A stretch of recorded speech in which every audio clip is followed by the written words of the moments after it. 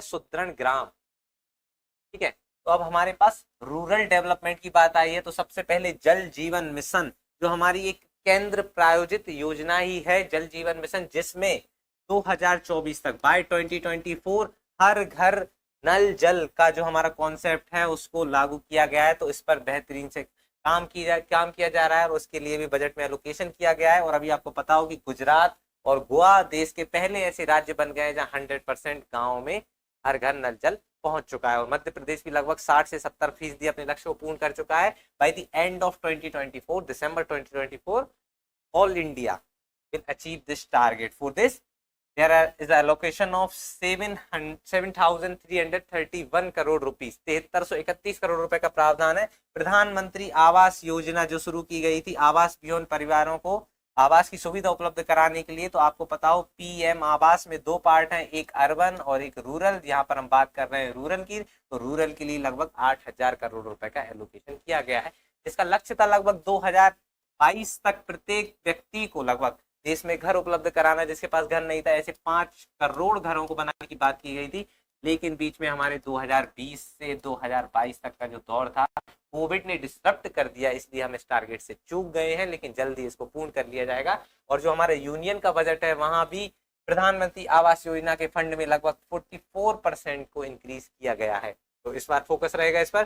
प्रधानमंत्री ग्राम सड़क योजना 25 दिसंबर 2000 को शुरू हुई है योजना, जिसने ग्रामीण क्षेत्र में रूरल इकोनॉमी में पूरा ट्रांसफॉर्मेशन ला दिया है। जहां पर 12 सड़कों को बनाया गया है, डामर की जो रोड है, एसफाल्ट की जो रोड है, उनको बनाया गया है, जिन पर 12 महीने ट्रांसपोर्टेशन सर्विसेज होती हैं और रूरल कनेक्टिविटी प्रोवाइड की जाती है। वो अपने फेज 4.0 में पहुंच चुकी है और उसके लिए 1826 करोड़ रुपए का प्रावधान किया गया है। अब फेजेस क्या होते हैं इसके बता देता हूँ कि पहले फेज में जो नॉर्मल कच्चे सड़क वाले गाँव हैं उनको हमें पक्की सड़क से जोड़ना, फिर दूसरे फेज में जो हमारे जो पक्की सड़क थी उसकी चौड़ाई बनाना, तीसरे फेज में हमको वापस से जो पहले फेज और दूसरे फेज में सड़कें बनी उनको थोड़ा सा चौड़ा करना और उनकी गुणवत्ता को बढ़ाना। और अब हम चौथे फेज में पहुंच गए, तो यहाँ पे सड़कों को लगभग 7 मीटर तक चौड़ा बनाया जाएगा।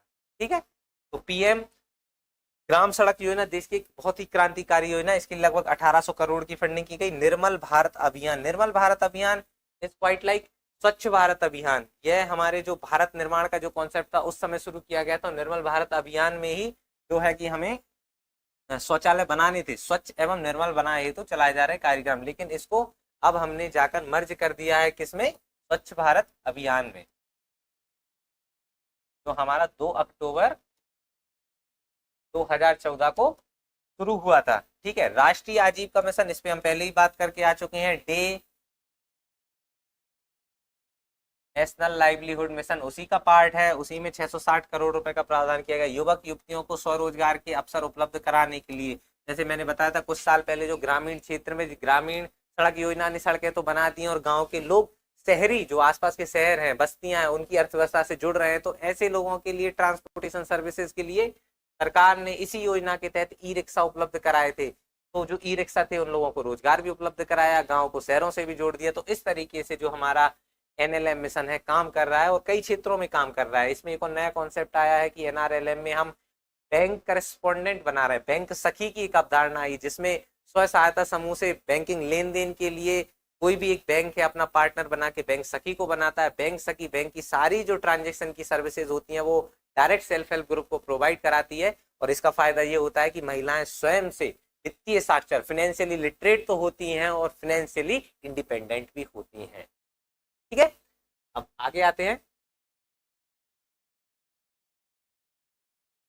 प्रधानमंत्री मुख्यमंत्री जन आवास, यह एक आपूर्ति कार्यक्रम है प्रधानमंत्री आवास का ही, और राज्य वित्त आयोग के अनुदान को 1906 करोड़ कर दिया गया है, जिसकी जो भी अनुशंसाएं रही होंगी, जिस अनुपात में भी बंटना होगा, ये 1900 करोड़ रुपए का जो भी बंटवारा होगा